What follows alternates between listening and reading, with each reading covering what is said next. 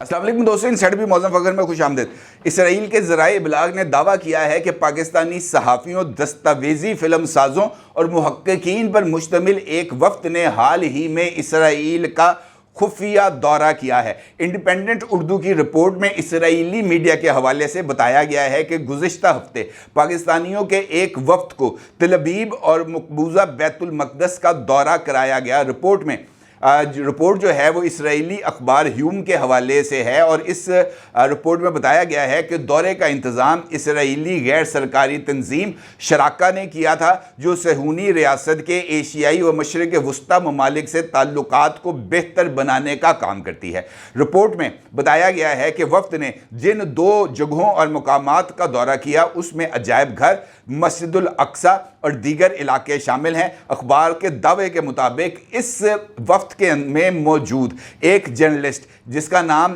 कैसर अब्बास है और उसने अपनी तस्वीर शाया ना करने की शर्त पर बताया है कि वो ज़ाती हैसियत में इसराइल का दौरा कर रहे हैं और उन्हें ऐसा नहीं लगता कि इससे पाकिस्तान के अवाम का गुस्सा बढ़ेगा। कैसर अब्बास का मज़ीद कहना था कि मसला फ़लस्तीन का दो रियासती हल मुमकिन है, लेकिन यह फ़लस्तीनियों और इसराइलियों की मुश्तरका कोशिशों से ही हो सकता है। रिपोर्ट के मुताबिक एक और रुकन जिसका ताल्लुक भी पाकिस्तान से है और वो भी जर्नलिस्ट है, उसका नाम है शब्बीर खान। उसने बताया कि पाकिस्तान और इसराइल के दरमियान मुस्तकबिल में ताल्लुकात को मामूल पर लाया जा सकता है, ताहम इंतहा पसंद इस्लामी ग्रुपों की मुखालफत का सामना भी करना पड़ सकता है। शब्बीर खान के मुताबिक ये अमल यानी इसराइल को तस्लीम करने का ये 10 से 20 साल के अंदर मुकम्मल होगा। इस हवाले से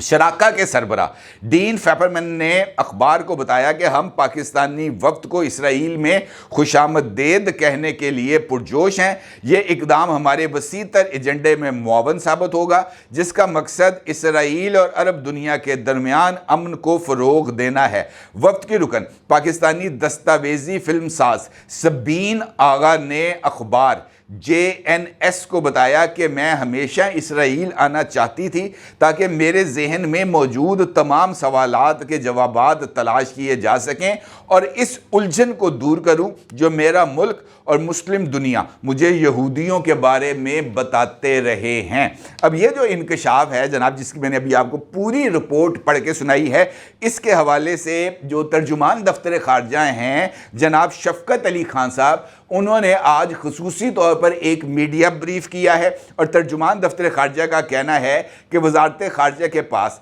4 पाकिस्तानियों के इसराइल जाने की कोई मालूमात नहीं है और हमें भी इस मुबैना दौरे के हवाले से मीडिया से ही पता चला है। उन्होंने कहा कि जनाब हम अभी इस मामले पर मालूमात इकट्ठी कर रहे हैं, हमें मालूम नहीं कि इन लोगों के पास कौन से पासपोर्ट्स थे। उनका यह भी कहना था कि पाकिस्तान का इसराइल के बारे में मौक़िफ़ ना कभी बदला है और ना ही अरब ममालिक के बारे में हमारे मौक़िफ़ में किसी तरह की कोई तब्दीली आई है। अब ये जो है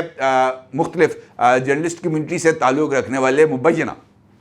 सहाफ़ियों के हवाले से ये खबरें माजी में भी हमारे सामने आई हैं, जब इमरान खान वज़ीर आज़म थे और उस वक्त भी एक डेलीगेशन ने दौरा किया था इसराइल का और वहाँ पर उनकी तो तस्वीर भी मीडिया के ऊपर शेयर की गई थी मकबूजा बैतुल मक़दस के दौरे के दौरान। इसी हवाले से ये खबर भी सामने आई कि वो लोग जिन्होंने माजी में इमरान खान के टेन्योर के अंदर इसराइल का दौरा किया था, वो उनके पास डुअल नेशनैलिटी थी और वो अमेरिकन पासपोर्ट्स पर सफ़र करते हुए पहले कब्रस और फिर कब्रस से इसराइल गए थे। अब इन लोगों के हवाले से जिस तरीके से दफ्तर खारजा का ये कहना है कि इन लोगों की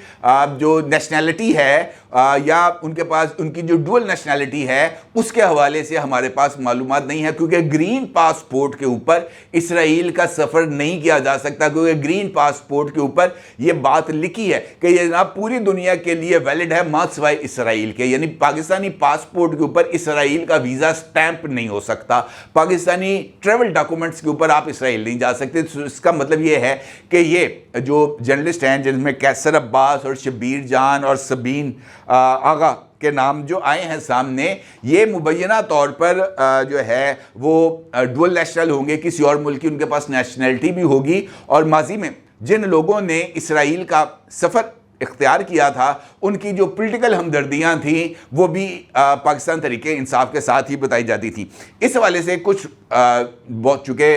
یہ جو اتنی بڑی تعداد پاکستان کے اندر جرنلسٹوں کی موجود ہے تو ان میں سے 2 لوگوں کے ناموں کے حوالے سے پتہ کرنا کہ جناب یہ 2 لوگ پاکستان کے کس شہر سے ہیں، کس جرنلسٹک آرگنائزیشن سے وابستہ ہیں، یہ تو تلاش کرنا بھوسے کے ڈھیر سے سوئی تلاش کرنے کے مترادف ہے، کیونکہ اس نام کے تو کافی زیادہ جرنلسٹ موجود ہیں اور اس حوالے سے ابھی تک کوئی انفارمیشن تو یہ نہیں آ سکی کہ جناب ان لوگوں نے ٹریول کہاں سے کیا۔ لیکن یہ بات ضرور ہے کہ اسرائیل اب خاص طور پر مسلم کمیونٹی کی طرف نہ صرف اس نے توجہ رکھ لی ہے بلکہ وہ خاص طور پر ان تمام لوگوں کو جو کہ اسرائیل کا وزٹ کرنا چاہتے ہیں ان کو وایا بٹھنڈا اسرائیل نہ صرف لے کے جا رہے ہیں بلکہ جس طریقے سے اس خبر کے مطابق یہ جو دورہ کرنے والا مبینہ پاکستانی وفد ہے وہ یہ کہتے ہیں کہ جناب ہمارے ابہام دور ہو گئے ہیں، یہودیوں کے بارے میں ہمارے تاثرات بدل گئے ہیں، تو یہ نہ صرف برین واشنگ کی طرف ایک قدم ہے بلکہ میرا یہ خیال ہے کہ ریاست پاکستان کو اس کے اوپر ذرا 2 ٹوک انداز میں دیکھنا چاہیے اور اپنی پالیسی کا اظہار کرنا چاہیے، اور جن لوگوں نے جن کے پاس ڈوئل نیشنلٹی ہے اور ڈوئل نیشنلٹی ہوتے ہوئے بھی اسرائیل جا کر پاکستانی پاسپورٹ کا یا پاکستانی نیشنلٹی کا یا پاکستانی ریاست کے سٹیٹڈ موقف کا مذاق اڑا رہے ہیں ان کے خلاف کارروائی کرتے ہوئے ان کے پاکستانی پاسپورٹس کو کم از کم بلاک کرنا چاہیے، اور اس حوالے سے ریاست کی جو فائنل پالیسی ہے اس کو بھی منظر عام پر آنا اور اس طرح کے سخت فیصلوں کا اظہار انفیکٹ فلسطینیوں کے ساتھ اظہار یکجہتی ہے، کیونکہ جس وقت یہ سب کچھ ہو رہا ہے تو اچانک ہی اسرائیل کی طرف سے جنگ بندی کا خاتمہ کرنا، پھر ریڈز کرنا، صرف 2 دن کے اندر تقریباً 580 کے قریب بچوں سمیت فلسطینیوں کا جو ہے ان کو شہید کرنا، یہ جو ہے نا ان شہداء کے